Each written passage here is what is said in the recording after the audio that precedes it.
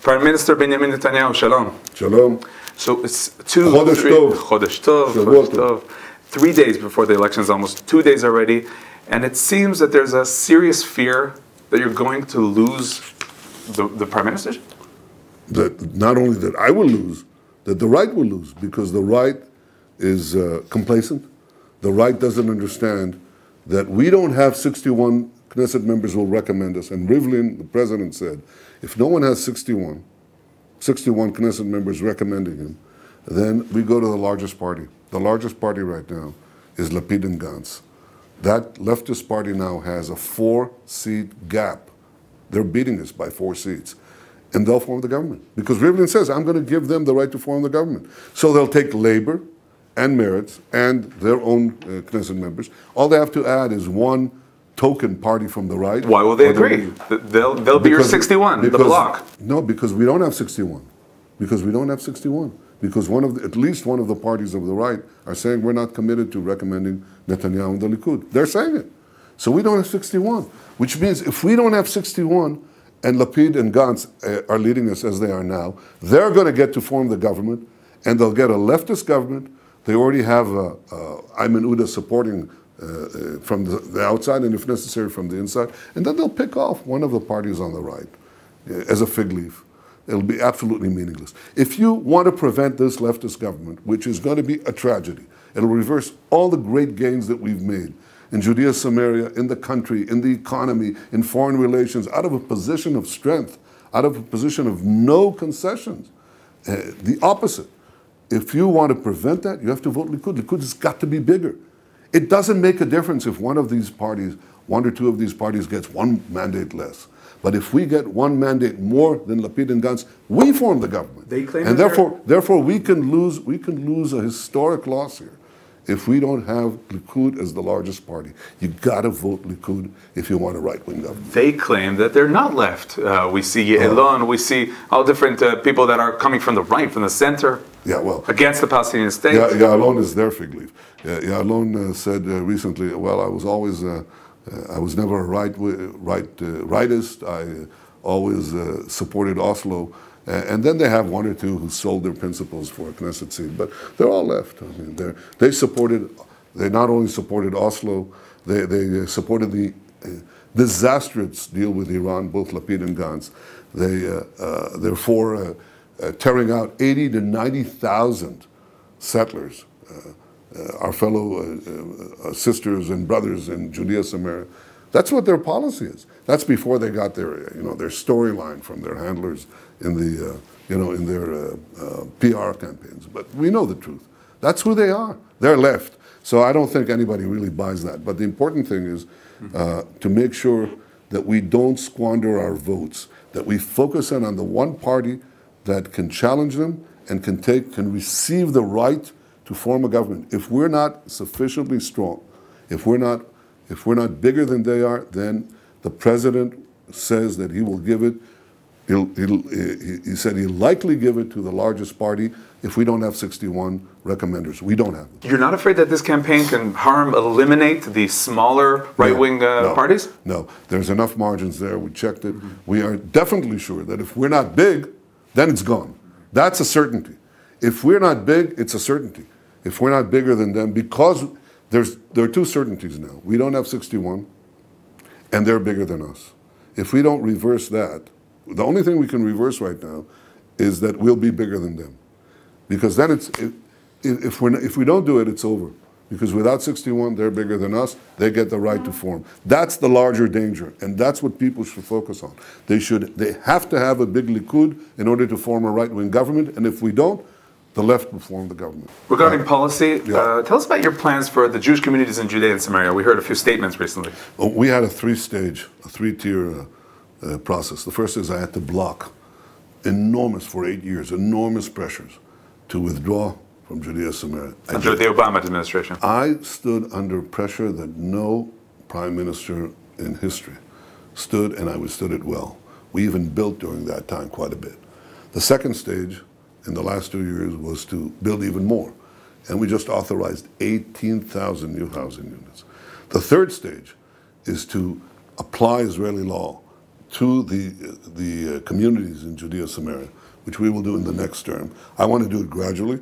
I want to do it, if possible, with American support, because I just did that with the Golan. Look at this. Look at what we just got. Look at this. It's amazing. This is what I did in 1 week, by the way. I went to Washington and received this declaration by President Trump, recognizing Israel's sovereignty in the Golan Heights. Then I went to Moscow to see Putin and brought back Zecharia Baumel, Zichrono Livracha. And in between, by the way, I got the president of Brazil, a country with 250 million people, to come and kiss the Kotel.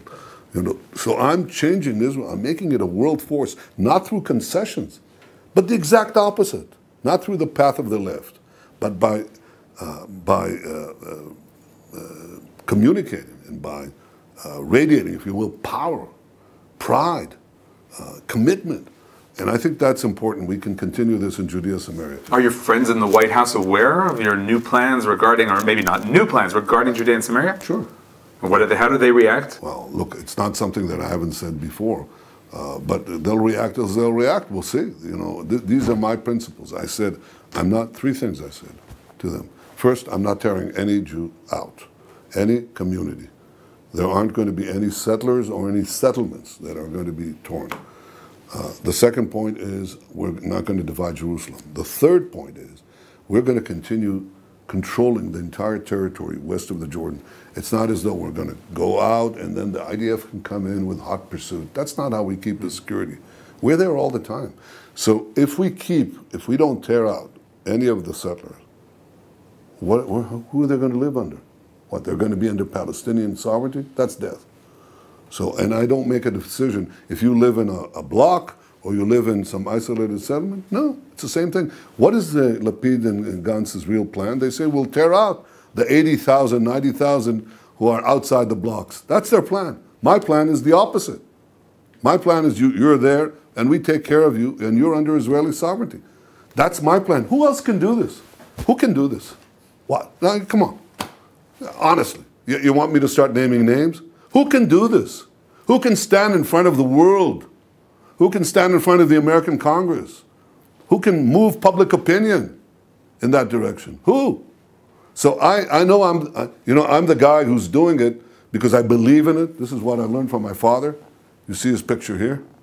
My commitment is absolute. Look at what we did. We turned a small country, small, it's tiny, made it into a giant in the region, in a powerful country among the nations.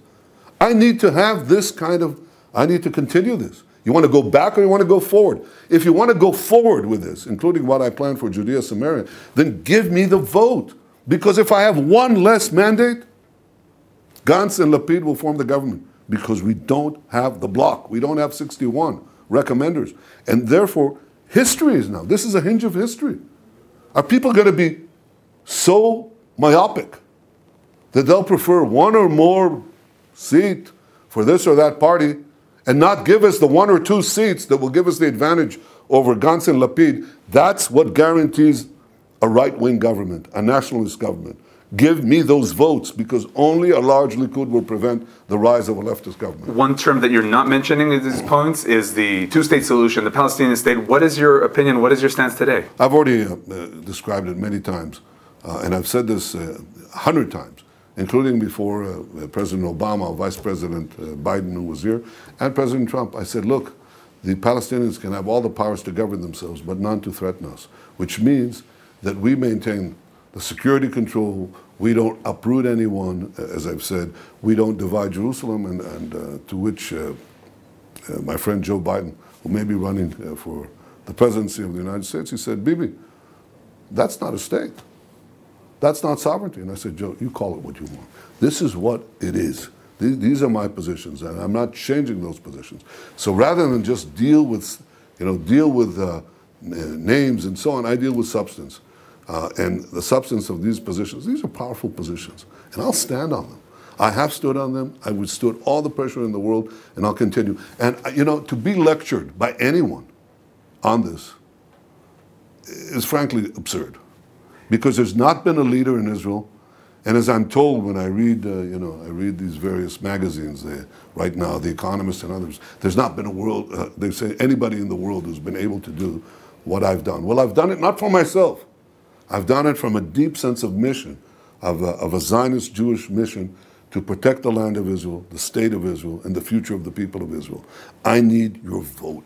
So don't squander it on a little party. We need 1 or 2 more mandates than Lapid and Gantz. So let's end with the next stage, the big deal that Trump will be presenting. What should we expect? You've heard, I believe, much about it. What should we be expecting? I don't know, but I know what I told them. Mm-hmm. And what I told them is what I told you.